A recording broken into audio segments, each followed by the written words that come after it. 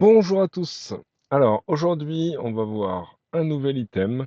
Ça va être les feuilles d'équipement. Donc, vous connaissez la marche à suivre pour créer un nouvel équipement. Ça va être d'aller dans l'onglet Objet, créer un objet. Là, vous pouvez renseigner le nom de l'objet.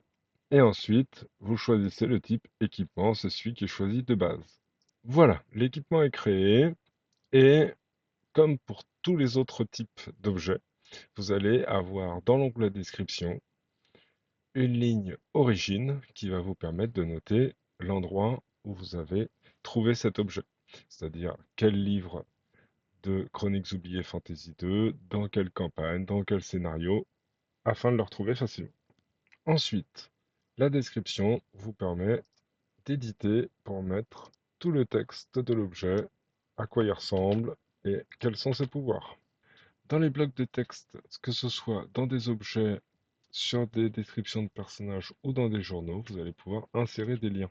Donc là, typiquement, pour rajouter lumière, je vais pouvoir glisser, déposer lumière à cet endroit-là. Ça rajoute un lien.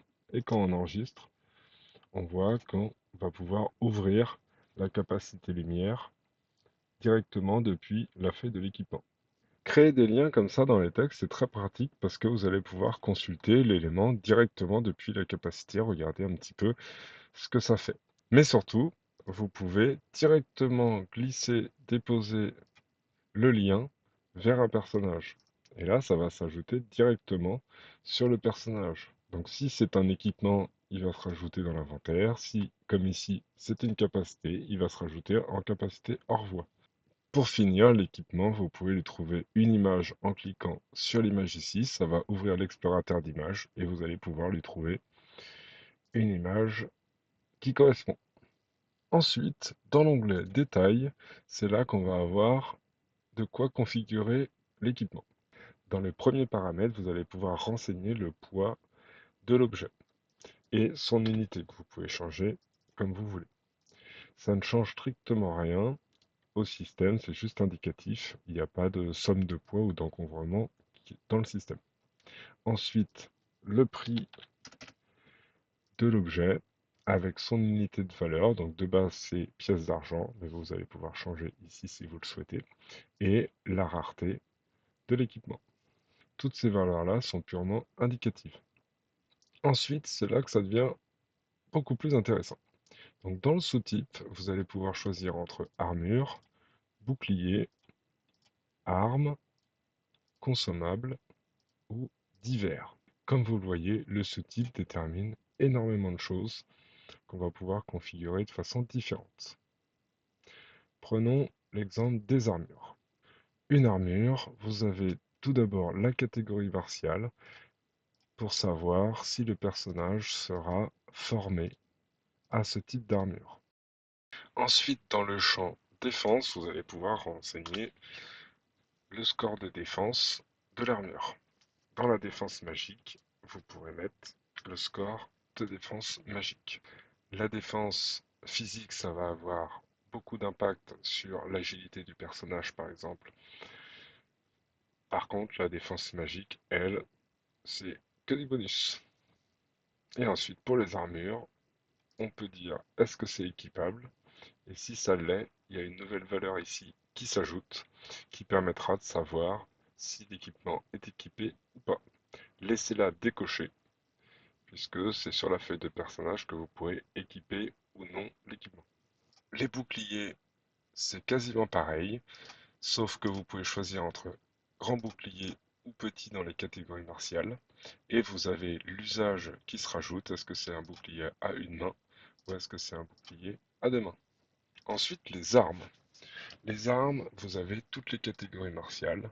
Main nue, bâton, bâton ferré, épée à deux mains, etc. La liste est longue. Ça, comme pour le bouclier, ça va permettre de savoir si le personnage est formé pour cette arme-là. Ensuite, le type de dommage vous permet de renseigner entre tranchant, contondant, perforant ou magique.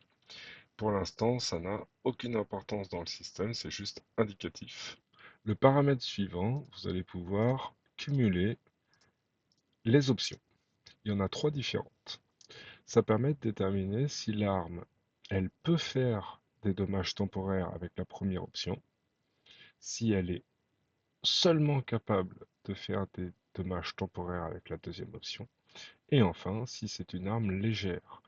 Ces paramètres ne sont pas juste indicatifs.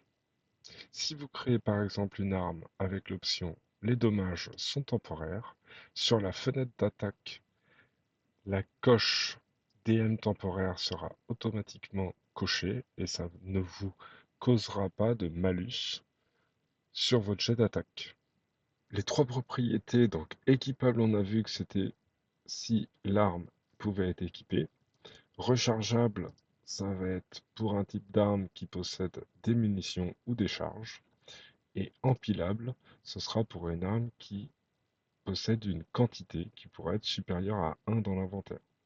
Donc typiquement, empilable, ça va plutôt être pour des couteaux de lancer, si vous voulez gérer le nombre de couteaux de lancer possédés par vos joueurs. Et charge de munitions avec l'option rechargeable, ça va être plus pour les armes à distance, par exemple, pour les munitions de flèches ou des munitions de carreau pour les arbalètes. Comme pour les boucliers, l'usage pour les armes, c'est de déterminer soit que l'arme est utilisable à deux mains, soit à une seule main. Vous avez aussi une propriété pour la portée de l'arme. Donc là, vous pouvez mettre le chiffre que vous voulez et l'unité que vous voulez, que ce soit en mètres, en cases. Ça, ce n'est pas bloquant dans le système, c'est juste indicatif pour le maître des jeux ou les joueurs. Le sous-type consommable, lui, il n'a qu'une seule propriété, c'est empilable, pour déterminer le nombre maximal de l'équipement que vous allez pouvoir avoir sur une seule ligne et la quantité actuelle que le joueur a sur son personnage. Pour la quantité ou pour les charges et munitions qu'on a vues pour les armes, si vous déterminez un chiffre maximal, vous ne pourrez pas augmenter votre nombre de charges actuelles au-delà. Par contre, si vous laissez vide la quantité maximale, là vous pouvez avoir autant de quantité actuelle que vous voulez. La case détruire si vide, si elle est cochée, à partir du moment où la quantité tombe à zéro, l'équipement disparaît de l'inventaire du joueur.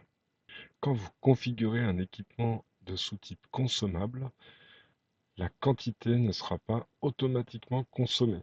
Ça dépendra de l'action qui sera utilisée par le joueur. On détaillera ça beaucoup plus précisément dans une autre vidéo. Pour l'instant, dites-vous que le sous-type consommable ne dit pas forcément que l'équipement sera consommé réellement pour chaque action réalisée. Pour finir, le sous-type divers, vous allez pouvoir y mettre un peu tout et n'importe quoi, et vous pouvez lui mettre comme propriété qu'il est équipable ou non, qu'il est empilable ou non, pareil que pour les consommables, et est-ce qu'il faut l'utiliser à une main ou à deux mains.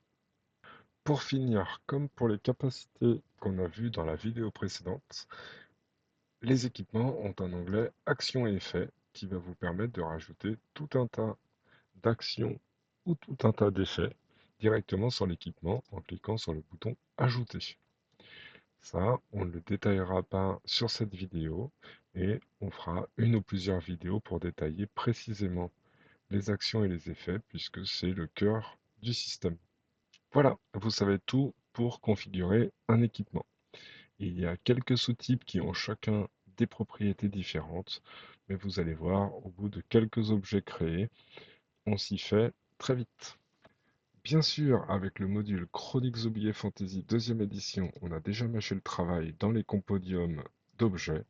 On a déjà programmé toutes les armes qui sont dans les livres des règles, les armes à distance au contact, les différentes armures et boucliers, les consommables, que ce soit les potions ou un poison, et on a même fait des objets de profil pour tous les profils qui peuvent fabriquer des objets comme des élixirs ou des pièges ou des bombes. Tous les équipements, vous allez pouvoir les glisser-déposer sur des personnages et ça va se rajouter dans l'onglet Inventaire, dans la bonne catégorie que vous auriez configurée sur l'équipement. avec les bonnes propriétés pour pouvoir, par exemple, équiper la robe céleste ou non. Si vous ajoutez un équipement sur une feuille de rencontre, ça va arriver dans l'onglet butin, mais la rencontre ne pourra pas utiliser l'objet. Voilà, on a fait le tour des équipements. La prochaine fois, on verra le dernier type d'objet, ce sont les attaques pour les rencontres. À très bientôt!